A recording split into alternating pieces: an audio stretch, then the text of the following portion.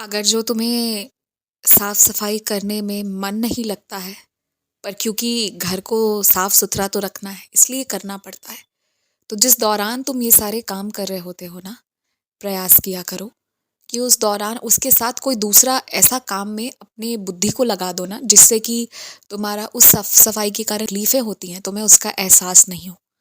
जैसे कि या तो कोई अच्छी सी संगीत सुनो, नहीं तो किसी ऐसे इंसान से बात करो जिससे बात करने में तुम इतना व्यस्त हो जाओ, इतना डूब जाओ ना, कि तुम्हें भनक तक ना पड़े और तुम्हारा काम तुम्हारे ही द्वारा पूरा भी हो जाए।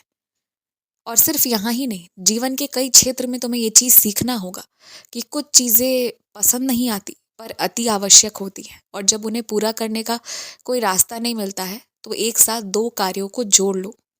एक साथ दो कार्य करोगे कभी कभी, तो फिर वो दोनों चीज़ें बहुत अच्छे से हो जाएंगी, और उससे अच्छा तुम्हारे समय का उपयोग भी नहीं हो सकता।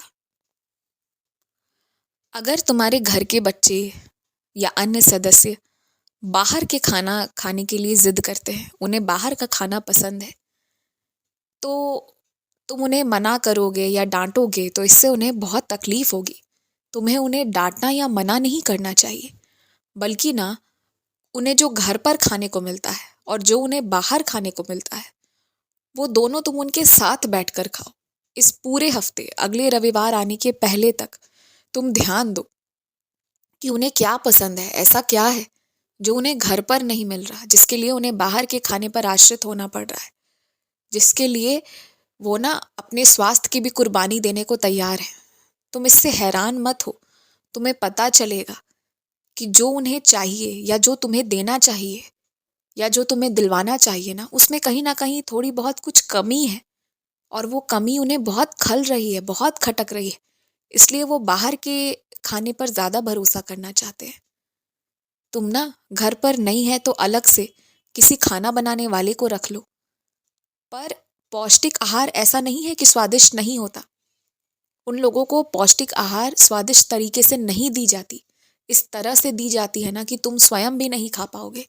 तुम एक बार ध्यान देकर देखो, अगर कोई इंसान अपनी चीज की बजाय दूसरी बाहरी चीज पर विश्वास कर रहा है, बाहरी चीज की चाह रख रहा है ना, तो एक बार झांक कर बाकियों का ये फर्ज बनता है कि वो जरूर देखे, जरूर तराशे कि ऐसी क्या कमी हो गई है जो घर की जगह बाहर पर आश्रित होना उन्हें ज्यादा बेहतर विकल्प लग रहा है।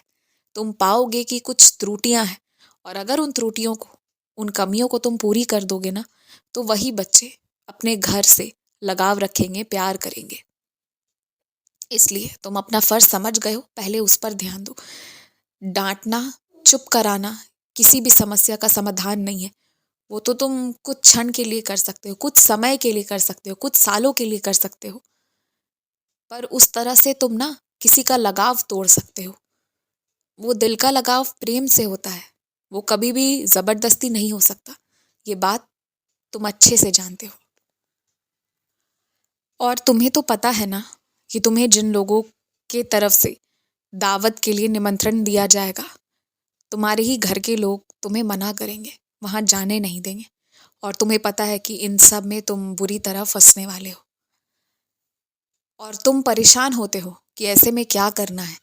लेकिन अगर समय रहते तुम अर्जी लगाओगे ना मुझसे, तो तुम्हें इन सब में फंसना ही नहीं पड़ेगा। तुम जिन लोगों के यहाँ नहीं जाना चाहते ना, वहां के लिए तुम्हें कोई झूठ या कोई बहाना नहीं बनाना पड़ेगा। कोई ऐसी परिस्थिति खुद खड़ी हो जाएगी कि वो बुलाएंगे, तो उन्हें पता रहेगा कि बुलाने पर भी तुम नहीं आ पाओगे। और ऐसा नहीं है कि वो कोई बुरी परिस्थिति खड़ी होगी, किसी अच्छे कारण के कारण ही व्यस्तता आ जाएगी और तुम उपस्थित नहीं हो पाओगे। और वो कारण इतना महत्वपूर्ण होगा कि वो खुद नहीं चाहेंगे कि तुम उसे छोड़कर उनके पास आओ। ये सब करने की शक्ति है मेरे पास। तुम्हें जो लग रहा है कि भविष्य में संकट आने वाले हैं ना, उन सब के लिए अर्जी करो, हाथ जोड़कर बोलो, वो ठीक है, पर बेहतर होगा कि जब मेरी सचरित्र का पारायण नियम पूर्वक करते हो ना, उस समय ये बात रखो। और उस तरह से अर्जी करोगे ना, फिर तुम देख लेना, समस्या और समाधान साथ साथ आएंगे। समस्या का ज्यादा देर रुकाव नहीं होगा तुम्हारे जीवन में। खुश रहो, मुस्कुराते रहो, आगे बढ़ो।